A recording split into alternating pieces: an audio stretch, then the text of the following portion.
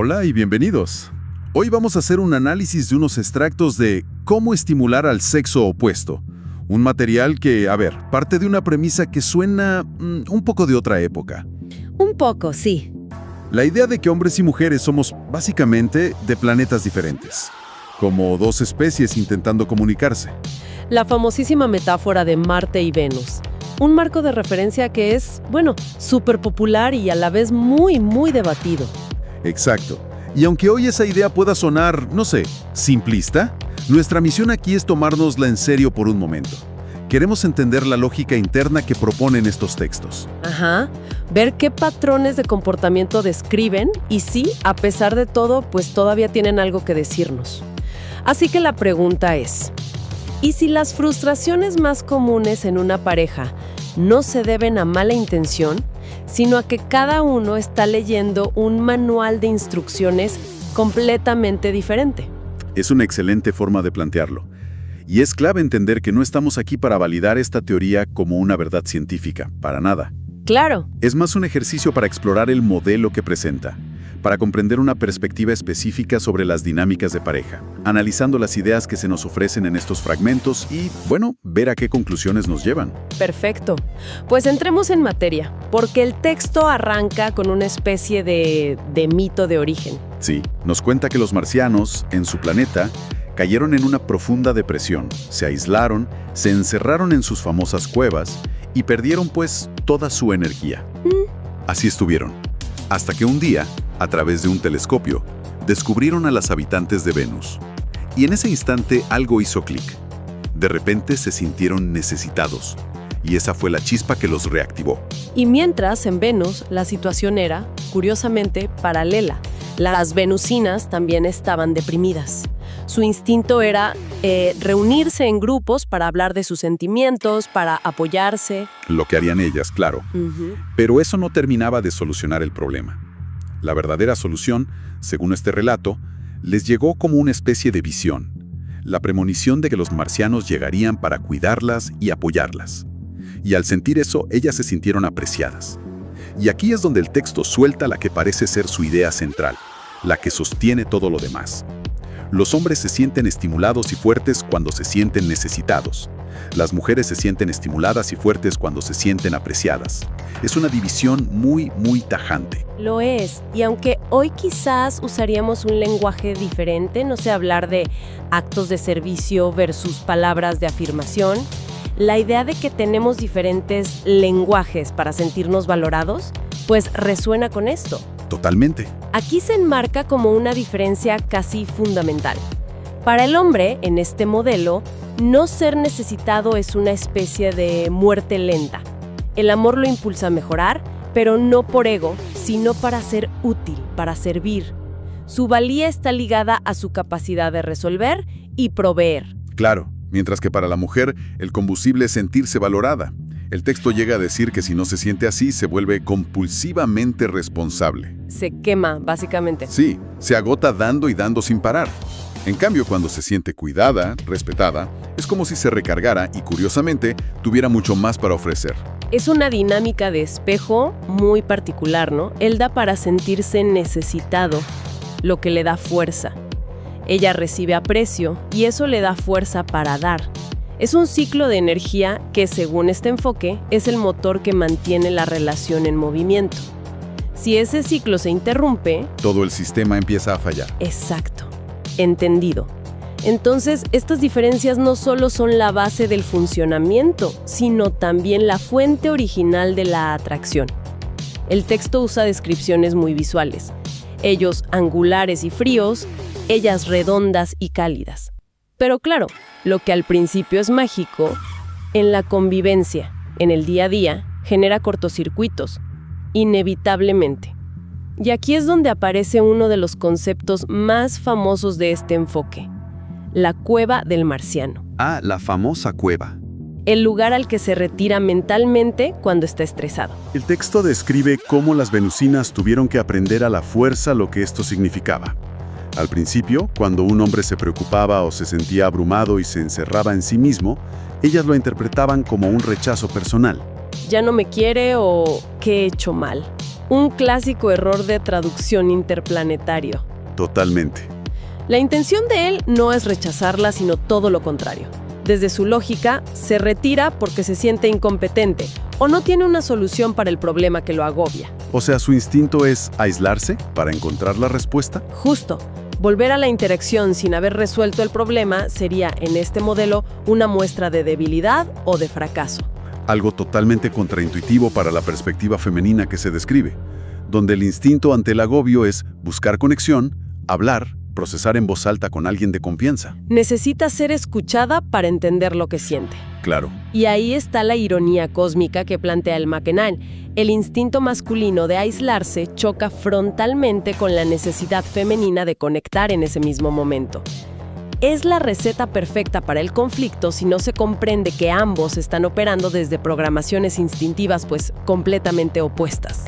Y me imagino que ese choque de instintos es la raíz de muchos problemas, sobre todo en lo que respecta a las expectativas de qué dar y qué recibe cada uno, ¿cierto? Exactamente. Esto nos lleva a analizar el ciclo de dar y recibir.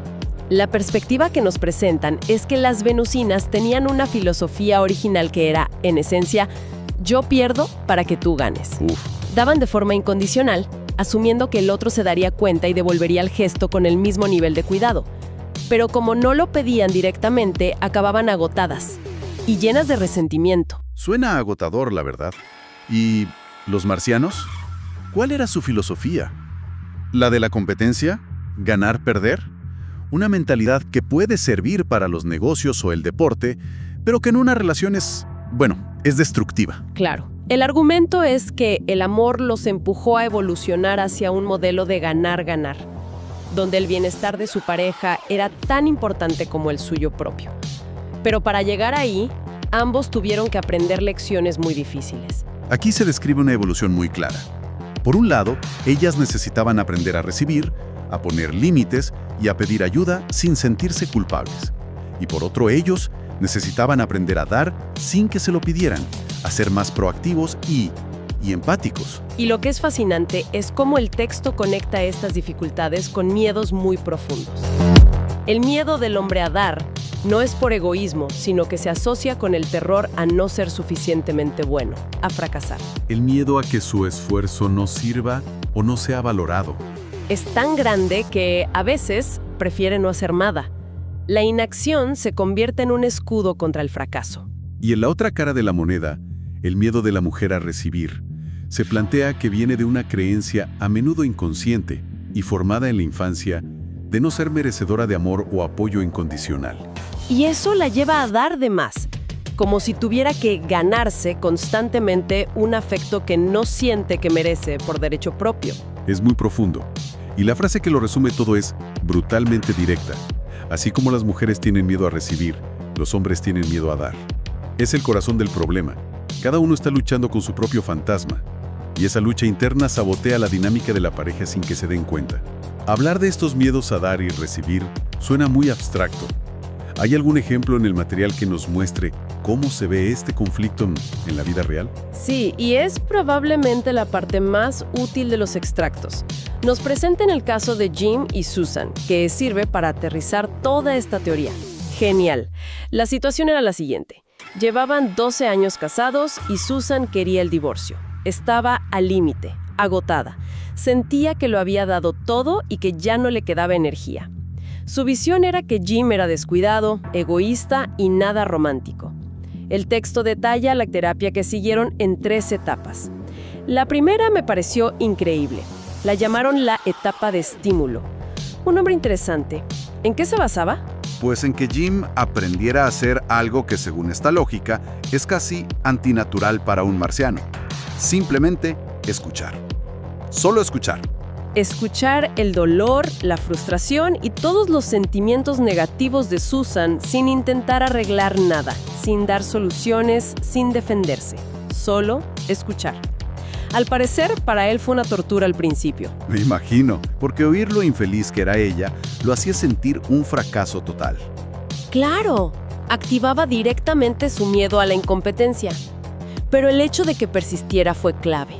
Al no tener que arreglarla, sino solo validarla emocionalmente, se desactivó su propio miedo. Y para ella, sentirse escuchada y comprendida por primera vez en años fue la prueba de que él la apreciaba. Fue el estímulo que necesitaba para querer intentarlo. Exacto. Una vez que se restableció esa conexión, pasaron a la etapa 2, responsabilidad. Aquí, Jim admitió su parte, reconoció cómo su comportamiento la había herido. Pero el giro de guión, y creo que esto es crucial, es que Susan también tuvo que asumir su propia responsabilidad. Ajá. Se dio cuenta de que su incapacidad para poner límites y su costumbre de dar de más habían sido una parte gigantesca del problema, juntos. Ella por no establecer fronteras claras, él por no respetarlas, porque nunca existieron. Claro, es un 50-50. Asumir cada uno su parte es lo que permite que el resentimiento, que es veneno puro para una relación, empiece a disolverse. Y con ese terreno más limpio, llegaron a la etapa 3, práctica. Aquí es donde tuvieron que aprender literalmente a hablar un nuevo idioma. El texto da ejemplos muy concretos. A ver, Susan tuvo que practicar decir frases como: no me gusta cómo me estás hablando. Por favor, deja de gritar o me voy de la habitación. O si Jim le pedía algo y ella estaba agotada, aprender a decir simplemente: no, ahora necesito descansar. No, hoy no puedo, estoy muy ocupada. Eso mismo. Establecer límites claros, directos y respetuosos. Es un cambio radical para alguien que ha pasado años intentando complacer. Totalmente. Y para Jim, el reto fue igual de grande. Tuvo que practicar escuchar más y no interrumpir. Y sobre todo, aceptar que Susan ya no era esa mujer que siempre decía que sí. Le costó, pero entendió que esos límites en realidad eran un mapa que ella le estaba dando. Ahí está la paradoja que describe el material. Desde la perspectiva femenina, poner un límite es un acto de autorrespeto. Pero ese acto, en lugar de alejar al hombre, lo estimula a dar más. ¿Por qué? Buena pregunta. Porque al respetar sus propias necesidades, ella lo libera a él de la culpa de tener que adivinar. Le está diciendo de forma clara: así es como puedes tener éxito conmigo. Así es como puedes hacerme feliz. Le da las claves para que él se sienta necesitado y competente de nuevo. Y para él, al encontrarse con ese límite, no le queda otra que salir del piloto automático y reconsiderar su forma de actuar. El texto lo dice claro: cuando un hombre experimenta límites, se siente estimulado a dar más. Es como si lo despertara. Es un reinicio completo del sistema. Ambos tienen que soltar la culpa. Ella, la culpa de haber dado demasiado y sentirse como una víctima, y él, la culpa de no haber dado lo suficiente y sentirse como un fracaso. La solución que se propone no es el remordimiento, que paraliza, sino la comprensión mutua para cambiar los patrones de comportamiento. Es un cambio de mentalidad enorme. Bien, creo que hemos desmenuzado las ideas principales. Si tuviéramos que resumir los puntos clave de este análisis, ¿qué destacaríamos? Yo diría que lo primero son esas motivaciones centrales y opuestas, la necesidad masculina de sentirse necesitado y la femenina de sentirse apreciada. Entender esa polaridad es la base de todo lo demás que propone el texto. Luego, las diferentes maneras de gestionar el estrés, la metáfora de la cueva masculina, esa tendencia a aislarse para resolver. Frente a los círculos femeninos, la necesidad de hablar para procesar. Y cómo esa diferencia, si no se comprende, es una fuente constante de malentendidos. Cierto. Y por último, la importancia vital de equilibrar el dar y el recibir. Un equilibrio que, como vimos, es muy frágil porque está amenazado por miedos muy arraigados en cada uno. El miedo de él a la incompetencia y el miedo de ella a no merecer recibir. Un mapa bastante completo de la dinámica de pareja, al menos desde esta perspectiva. Sí. Y como reflexión final, me quedo con una idea muy potente que se desliza en el caso de Jim y Susan. Y es que el cambio en uno de los miembros de la pareja provoca, casi de forma inevitable, un cambio positivo en el otro. Ah, eso es interesante. Cuando ella toma conciencia de sus necesidades, deja de dar en exceso y empieza a poner límites desde el amor, él despierta de su pasividad. El cambio de uno estimula al otro, creando una espiral ascendente. Es una idea de co-creación de la relación muy esperanzadora, la verdad. Lo es. Y me gustaría terminar con una pregunta para la reflexión, que se deriva de toda esta conversación. El material sugiere que hombres y mujeres llegamos a las relaciones con manuales de entrenamiento radicalmente distintos. Si aceptamos esa premisa por un momento, ¿cuál es el mayor desafío al intentar que dos manuales diferentes funcionen juntos para operar una sola maquinaria tan compleja como lo es una relación?